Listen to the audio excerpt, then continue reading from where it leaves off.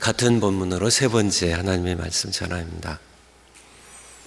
첫 번째 설교에서 드린 말씀은 23절 말씀에 사도들이 노임에, 사도들이 전날 체포가 되어서 갇혀서 감옥에서 지냈습니다.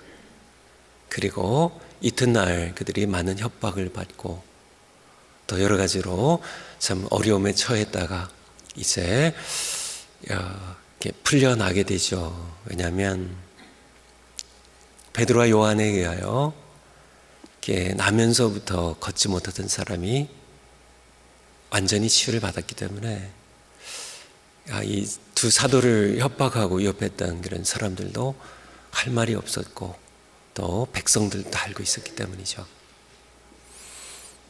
두 사도가 풀려났을 때 그들은 그 동료에게 가서 제사장들과 장로들의 말을 달리니 해서 첫 설교에서 드린 말씀이 첫 번째, 사도들은 갈 곳이 있었다는 그런 말씀입니다. 그 갈 곳이 어디였어요? 바로 교회였습니다. 두 사도는 일종의 전과자나 지명 수배자들, 당국이 주목하고 있는 그러한 위험 인물들이 되었습니다. 그들을 교회가 받는 것이 어려웠을 거예요. 우리는 당연하게 생각하지만은 전혀 초대교회는 개의하지 않았습니다. 사도들은 그들이 풀려났을 때 갈 곳이 있었어요. 멀리 고향이 아니라 집이 아니라 바로 교회였습니다. 그러므로 반복해서 말씀드립니다. 이 시대에도 교회는 항상 갈 곳이 되어주는, 세상에서 갈 곳 없는 사람들, 어렵게 살아간 사람들, 따돌림 받는 그런 사람들, 교회만큼은 나를 받아줄 거야 하는 그런 믿음이 가는 그러한 곳이 되어야 되고, 우리 또한 우리 임마누엘 장로교회, 하나님께서 허락하신 내 교회이기 때문에, 우리 교회이기 때문에 편하게 오지만은 이 교회가 아니라 할지라도, 우리가 아시아에 중국이나 인도나 어디에 간다 할지라도, 어느 곳에 간다 할지라도 내가 어떤 상황 가운데든지 어려운 일이 있든지 아니면 갈 곳이 없을 때 우리는 편안하게 어디를요? 교회를 갈 수 있는, 그것이 우리의 갈 곳이. 그곳에 가면 언어가 다르다 할지라도, 피부색이 다르다 할지라도 같은 하나님을 예배하고 같은 우리 주님 예수님을 섬기는 그 가장 중요한 공통 분모 그 하나 때문이라도 우리는 반갑게 맞아줌을 받을 것이고, 우리는 또 편하게 갈 것이 될 것입니다. 이것이 초대교회의 모습이에요.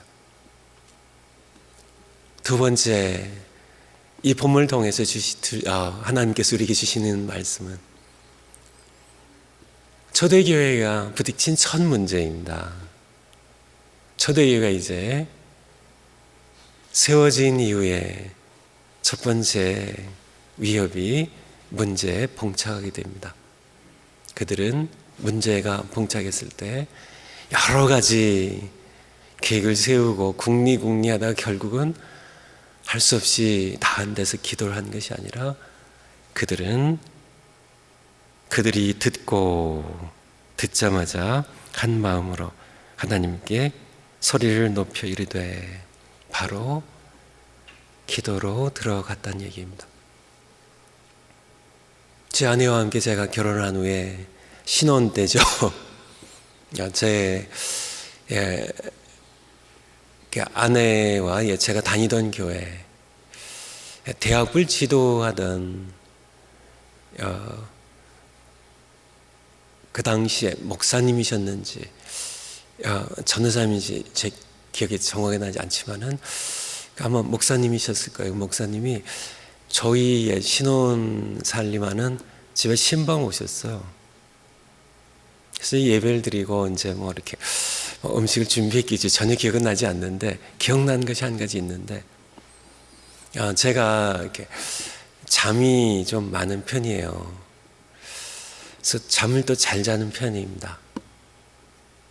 그래서 제가 해야 할 일은 뭐 여러 가지가 있고, 그래서 제 책상에다가 잠이 올 때 하는 요령에 대하여 이렇게 몇 가지를 적었어요. 잠이 오면 성경도 읽어야 되고 여러 가지 뭘 준비해야 되고 하는데, 잠이 오면 먼저, 이 정확히 기억은 나지 않는데 그때 건 기억이 나요. 그러니까 대략 이런 내용일 것으로 기억이 됩니다. 일어나서 찬바람 쐬고 온다. 그래도 안 되면은 두 번째, 찬물로 세수를 한다. 이렇게 몇 가지 쓰고는 맨 끝에가 뭘 것 같으세요? 그래도 안 되면 기도한다. 근데 신방 오셨던 그 목사님이 그것을 이렇게 보고서는 하신 얘기가, 이거 맨 밑에 있는 기도가 맨 앞으로 가면 안 돼요. 이렇게 하시더라고요. 아직도 기억이 나요.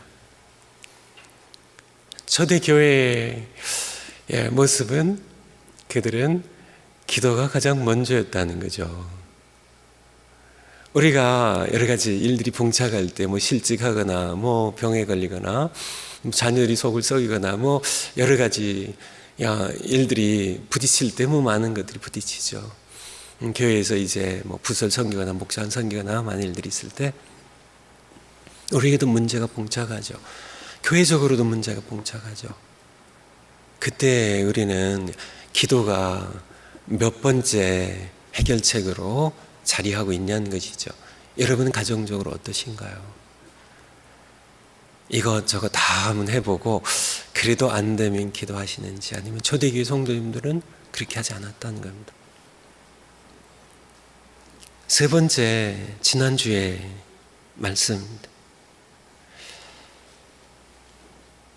그들이 듣고 한 마음으로 하나님께 소리를 높여 이르되, 그들의 기도의 방법은 소리를 내어서, 그리고 더욱이 문제 봉착했기 때문에 소리를 높여서, 소리를 내어서 자신들의 마음의 깊은 곳에 하나님을 향한 간구를, 우물을 제가 비유한 것, 깊은 우물에 물을 두레박으로 길어 올리는 것처럼 마음 깊은 곳에 있는 염려를, 간구를, 감사를, 참 내 마음 깊은 곳에 있는 내 마음에 담긴 것을 언어라는 두레박으로 길어서 올려서 드리는 것이 기도라고, 성경에 나와 있는 성경적인 기도의 방법은 생각으로 입을 움직이지 않고 생각으로 하는 그러한 기도가 성경적인 정상적인 방법이 아니라고 이렇게 말씀드렸습니다. 성경을 한번 이렇게 다 보세요.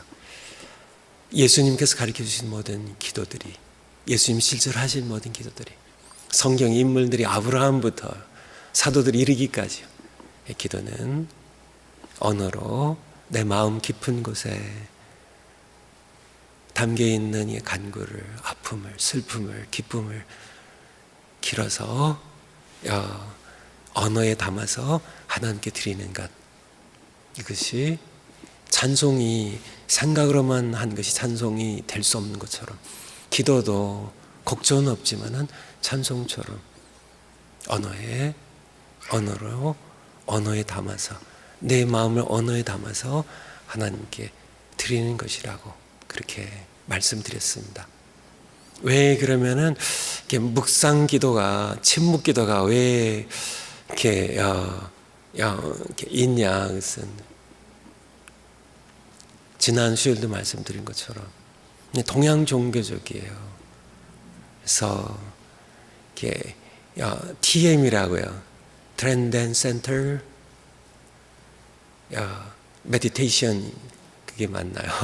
그래서 TM이라고 초월적 명상, 아니면 참선, 이런 것들이 왜 침묵 기도가 왜 그들에게는 왜 자리를 잡았을까요? 그들에게는 들으시는 살아계신 하나님이 없어요. 죽은 만들어진 신밖에 없기 때문에 그들은 뭐 해도 이렇게 언어로 담아서 해도 들을 대상이 없기 때문에 그들은 내면으로 내면화하는, 기도가 내면화하는. 하지만 우리는 전혀 다르죠. 들으시는 분이십니다. 내가 입술을 벌려서 내 마음을 말로써 언어로서 표현하면 들으시는 분이세요. 그래서 적어도 큰 소리로 하지 않는다 할지라도 한나가 한 것처럼 사무엘상 1장에 입술을 움직였다고요. 엘리 제사장이 들을 수는 없었지만은 옆 사람에게 들리진 않더라도 입술을 움직여서 언어로 표현하는 그러한 기도, 또 위급하고 할 때는 소리를 높여 언어로 하나님께 드리는 기도를 드려야 됩니다. 그런데 또 하나의 극단이 있어요. 생각으로만 하는 기도가 하나의 극단이라고 한다면, 또 하나의 극단은 말로만 하는, 입으로만 하는 그것도 우리가 피해야 할 극단입니다. 마음에 있는 마음을 언어에 담아야 되는데요, 말로만 크게 해야 뿐 내 마음 깊은 곳에 하나님을 향한 사랑이나 감사나 기쁨이나 아픔이나 이러한 것들, 마음을 담지 않은, 마음이 담기지 않은 그냥 소리만 크게 하는 그러한 것도 우리가 피해야 할 극단입니다. 오늘도 한 가지만 좀 함께 보물동에서 주신 교훈의 말씀으로 듣고 기도하는 시간 갖겠습니다. 이 말씀 가운데 보면 소리를 높여 하나님께 기도합니다. 한 마음으로 하나님께 소리를 높여 이르되 대주제여 천지와 바다와 그 가운데 만물을 지으신 이시오. 또 주의 종 우리 조상 다윗의 입을 통하여 성령으로 말씀하시기를 어찌하여 열방이 분노하며 이 말씀을 하신 이로소이다. 26절 끝까지요. 하신 이로소이다. 초대교회 성도님들의 기도는 기도의 대상이 분명해요. 기도의 대상을 분명하게 바라보고 그분께 기도했다는 겁니다. 기도 다 그런 거 아니에요? 그렇지만은 우리가 기도할 때 우리는 허공에 기도하는 것처럼 기도할 수도 있어요. 하나님께 기도는 하긴 하지만은 하나님이 어떤 분이신지 그분은 대주제이십니다. 대주제세요. 천지와 바다와 그 가운데 만물을 지으신 창조자세요.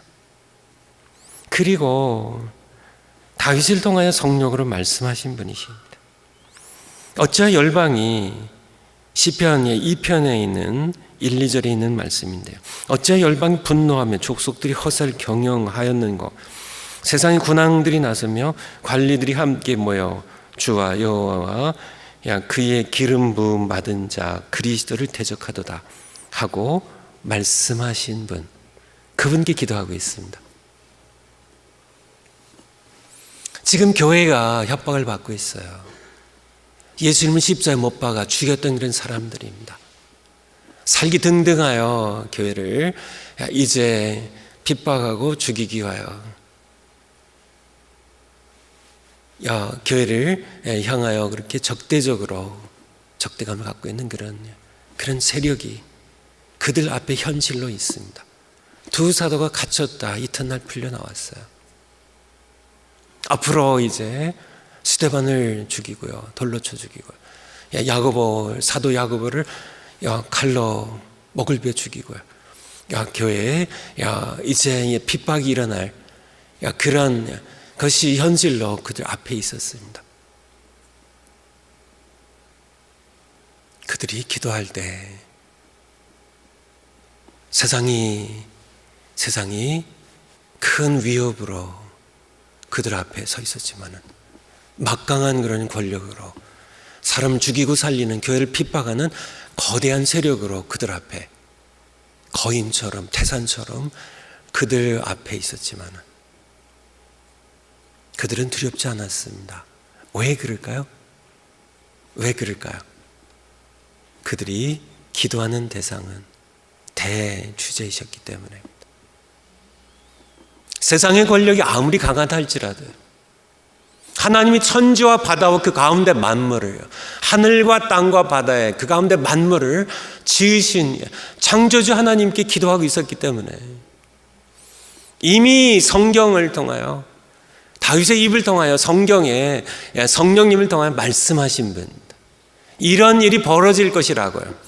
세상의 군왕들이 일어나서 함께 공모를 해가지고 여호와 하나님, 만군의 하나님, 창조자 하나님과 그의 기름 부으신 자 예수 그리스도를 대적할 것을 미리 다윗 시대에 미리 예언하셨던 분, 역사의 진행 방향을 모두 아시고 이것을 주관하시는, 이미 꿰뚫어 보고 계신 창조주 하나님 대주제입니다. 역사의 대주제이시니 그들이 아무리 들끓으며 그들이 아무리 협박하고 그들이 아무리 교회를 죽이고 한다 할지라도 그들은 두려워하지 않았습니다. 이 모든 상황을 이미 보고 계신 분입니다. 이미 다윗 시대부터 보고 계셨던 분이에요. 세상이 아무리 거대한 그런 풍랑으로 그렇게 살인이나 전쟁이나 테러나 온갖 것들로 교회를 침몰시키려 한다 할지라도 그들은 두려워하지 않았습니다. 그들의 간구하는, 그들이 기도하는 대상을 그들은 분명하게 했고요. 그리고 그들의 기도를 들으시는 분이 누구이신지를 그들은 너무나 분명하고 알고 있었기 때문에 기도할 때 우리는 마찬가지입니다. 세상이 크게 보이나요? 어려워 보이나요? 세상이 여러 가지 죄악의 세상이, 사탄의 세력이에요. 죽음의 세력이에요. 여러 가지 질병의 세력들이 세상의 고통이에요. 온갖 것으로 세상을 분열시키고 하는 사탄의 세력이 강해 보이는 거예요. 커 보이는 거예요. 우리가 하나님께 우리의 시선을 돌리지 않고 하나님께 우리가 기도로 나가지 않고 세상을 바라보면 세상이 커 보일 겁니다. 아마 절망 가운데, 고통 가운데 빠지게 될 겁니다. 세상은 커요. 세상은 큽니다. 우리가 감당할 수 없을 만큼 커요. 그런데 우리의 시선을 돌려서 우리 기도를 들으시는 우리 하나님을 바라보면 그분은 더 크시죠. 그분 앞에 세상은, 사탄의 세력은, 세상의 위협은 작아질 수밖에 없음을. 왜냐하면 대주제이신 하늘과 땅과 바다와 그 가운데 만물을 지으신 이시여. 기도하면서 초대교회 성도님들은 바로 그것을 향하여, 바로 그분을 향하여 우리가 기도할 때 마찬가지입니다. 기도할 때 우리는 그냥 기도하지 마시고요. 문제가 너무 커서 이거는 들어주실 수 있을까?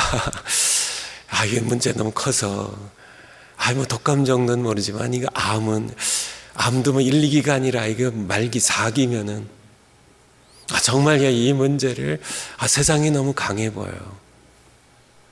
아직 여러분은 여러분의 기도를 들으시는 여러분의 하늘 아버지 창조자 그분을 아직 바로 바라보지 않고 기도하는 겁니다.